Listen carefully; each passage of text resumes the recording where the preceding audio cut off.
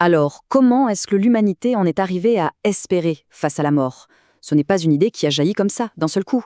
Non, c'est toute une histoire. Et aujourd'hui, on va la retracer ensemble, en s'appuyant sur les lumières de Marie-Noël Tabu. C'est un voyage assez surprenant qui s'étend sur des siècles. C'est la grande question, finalement, celle qui nous touche tous au plus profond. C'est une expérience universelle, ça, c'est sûr. Mais les réponses qu'on y a apportées, eh bien, elles ont complètement changé avec le temps. Alors pour comprendre, il faut remonter à la source. Allons voir aux origines de cette quête de sens. Et tout commence, pas avec une belle théorie bien construite, non.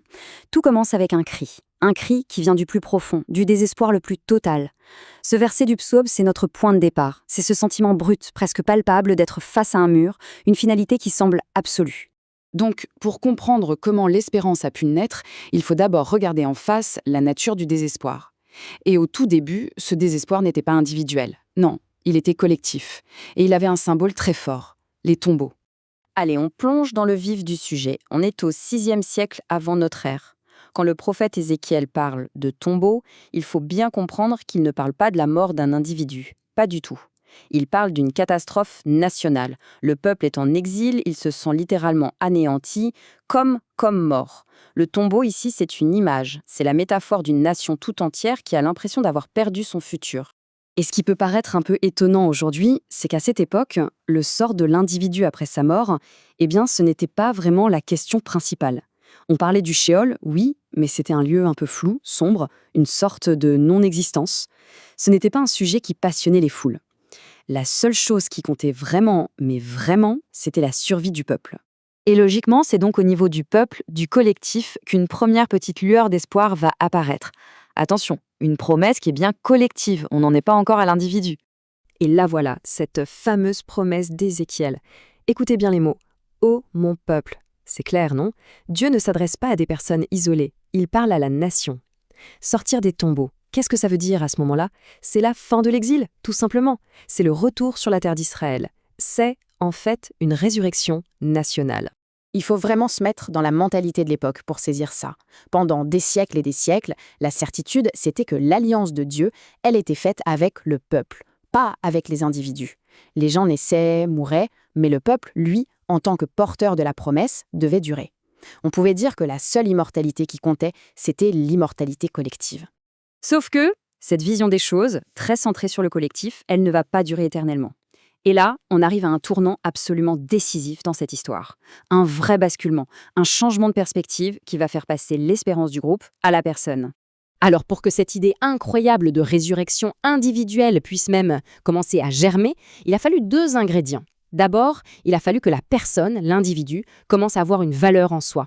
Et puis deuxième ingrédient, la foi en un Dieu fidèle est devenue tellement profonde qu'une question a fini par s'imposer. Mais attends, un Dieu si fidèle, pourrait-il vraiment laisser tomber quelqu'un dans le néant de la mort? Quand on regarde cette chronologie, on se rend compte à quel point ce cheminement a été long. C'est fou. Il y a plus de 400 ans qui séparent la promesse collective d'Ézéchiel et l'affirmation d'une espérance vraiment individuelle.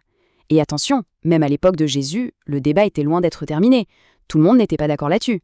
Et tout ça nous amène au point culminant de notre histoire. C'est là que tous les fils se nouent, dans le Nouveau Testament. Et on va voir que ça va redéfinir non seulement la mort, mais peut-être encore plus la vie elle-même. Prenons un personnage comme Marthe, par exemple, dans l'Évangile de Jean. Elle est vraiment le reflet parfait de la croyance de son temps. Oui, bien sûr qu'elle croit à la résurrection. L'idée a bien avancé. Mais pour elle, ça reste quelque chose de lointain. Un événement prévu pour la fin des temps, pour le dernier jour.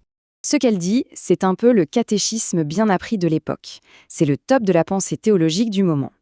Et pourtant, sans s'en rendre compte, elle tend une perche à Jésus pour une réponse qui va absolument tout faire basculer. Et là voilà la révolution. Le changement de paradigme complet. La réponse de Jésus est radicale. Il ne dit pas « un jour je provoquerai la résurrection », il dit « moi je suis la résurrection ». C'est énorme.